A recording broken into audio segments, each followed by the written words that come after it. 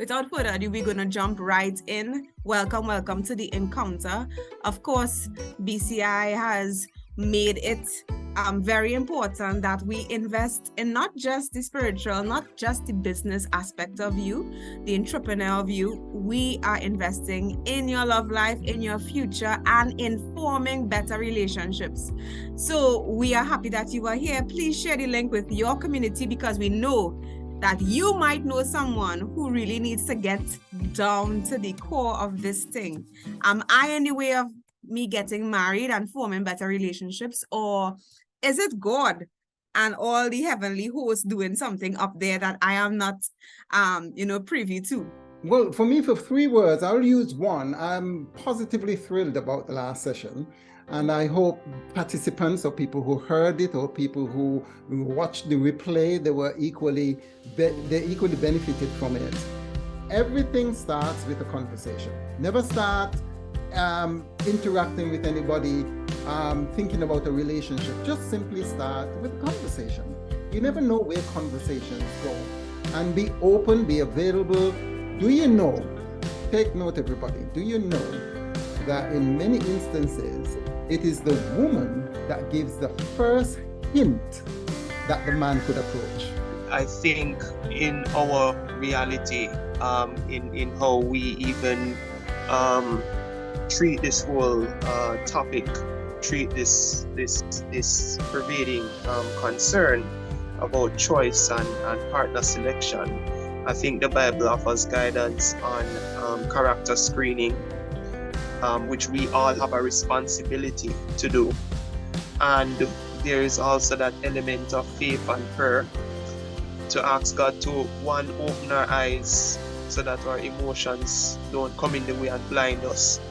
And 2, to not only open our eyes, but to allow us, or better yet, to reveal situations or show us or cause situations to occur where things about the person will come to light.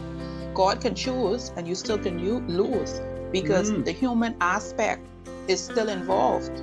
God can have the best for us, and then we have things that we haven't dealt with in our former lives, our trauma from childhood, trauma from broken relationships, and these all could affect the aspect of it. Why do people want God to choose them? Why do people, think about, if God chooses for me, then it would be very easy. So there are some advantages for God to drop someone in your life, to tell you that this is the one, because it absolves you of effort.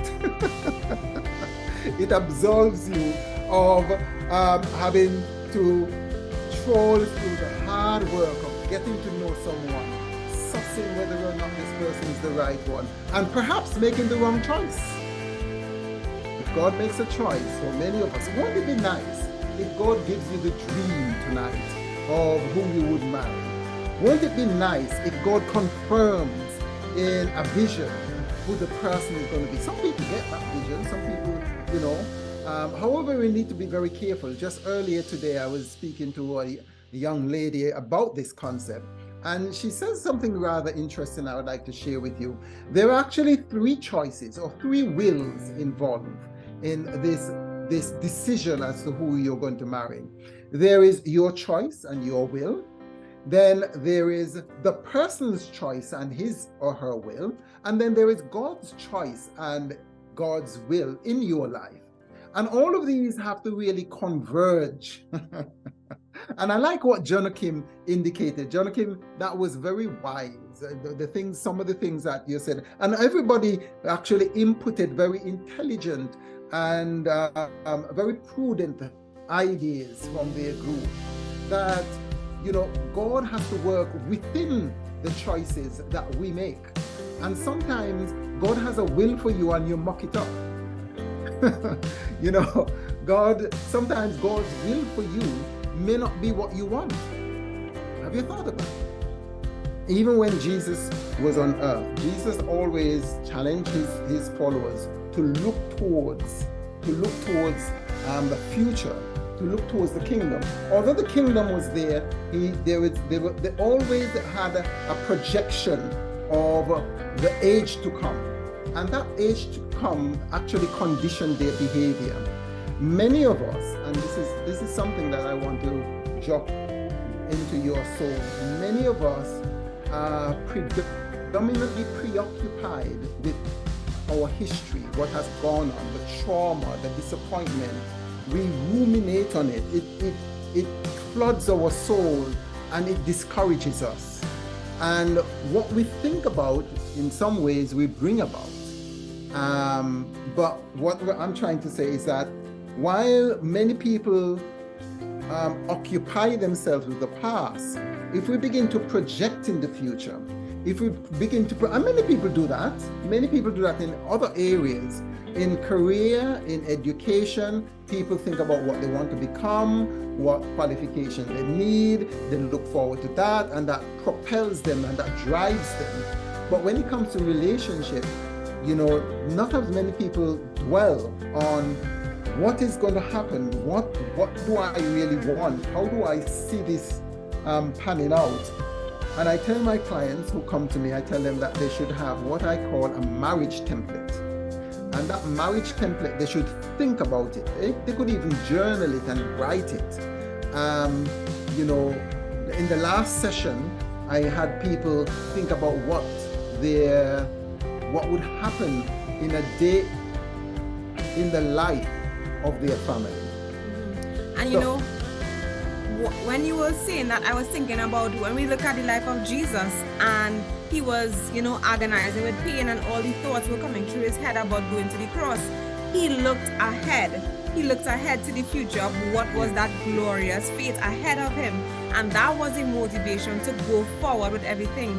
And many of us, it might be trauma, it might be broken relationships, it might be you even feeling like, no one is paying you attention, nothing is happening, no spark is happening.